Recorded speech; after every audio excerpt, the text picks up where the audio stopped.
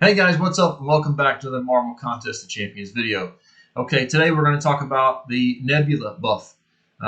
If you guys aren't aware, Nebula as well as Karnak have been announced for the November champions that Kaban will be buffing. I'm really excited about both of them. More excited a bit about Karnak, to be honest, because he was my first 5-star. I'm really looking forward to seeing what they change him to. But really quick, guys, if you enjoyed today's video, hit that like button, subscribe. It really helps a lot.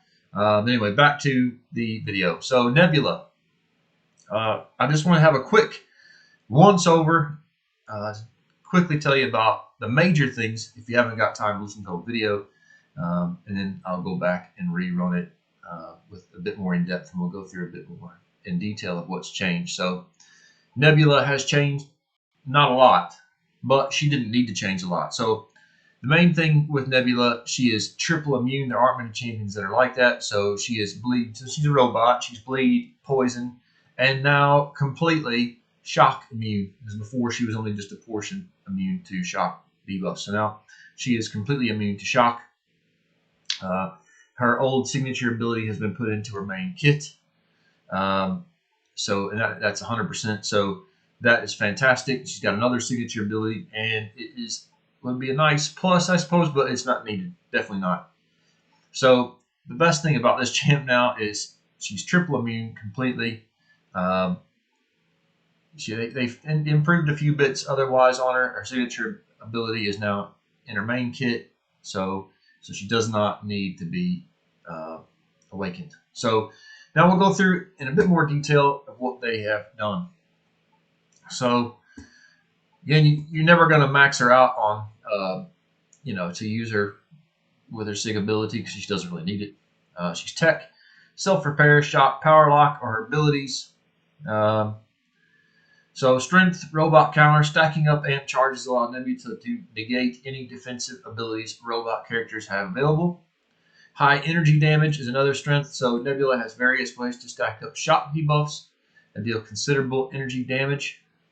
Weaknesses, this is a big one.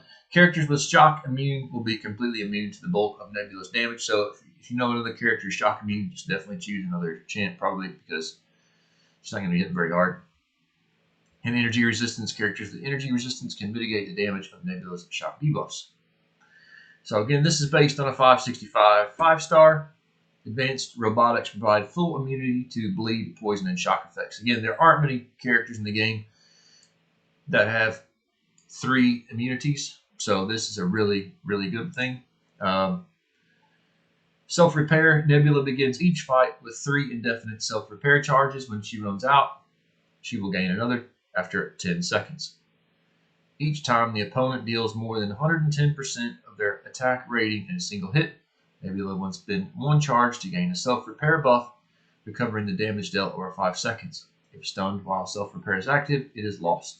Self-repair and its charges are immune to ability accuracy reductions. Okay, shock debuffs. Unless otherwise stated, Nebula's shock debuffs inflict 1,096 energy damage over 6 seconds. Amp charges.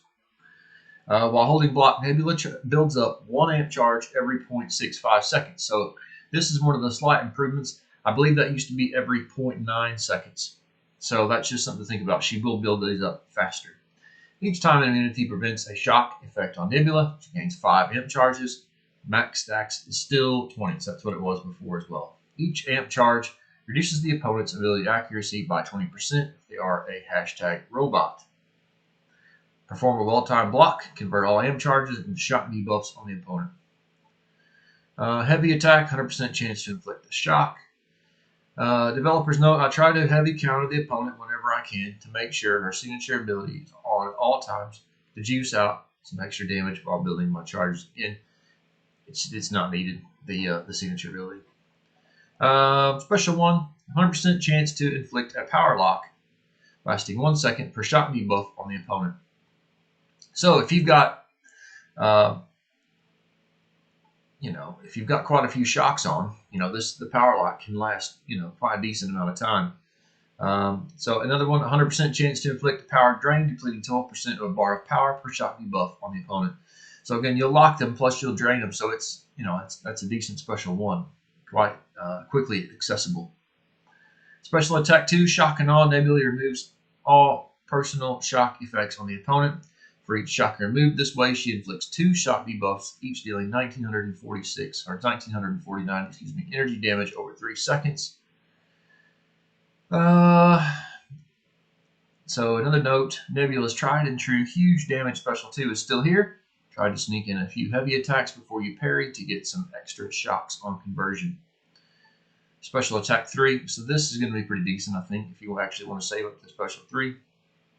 Nebula gains a weapon overcharge passive lasting 25 seconds. This wasn't nearly as long previously. While active, Nebula has a 65% chance to gain an amp charge when making contact with the opponent. While active, any contact with the opponent has a 75% chance to inflict a shock debuff. Her new ability to gain amp charges on the weapon overcharge is a great tool for racing up to that 20 charge special 2s in the fights, but blocking is a bit too scary. So the signature ability, we'll just quickly go over it. While the opponent is suffering from at least 1 shock, Nebula's attacks gain 25% combat power rate. Again, it's nice, but it's not going to be required. Synergy bonuses, some decent ones here.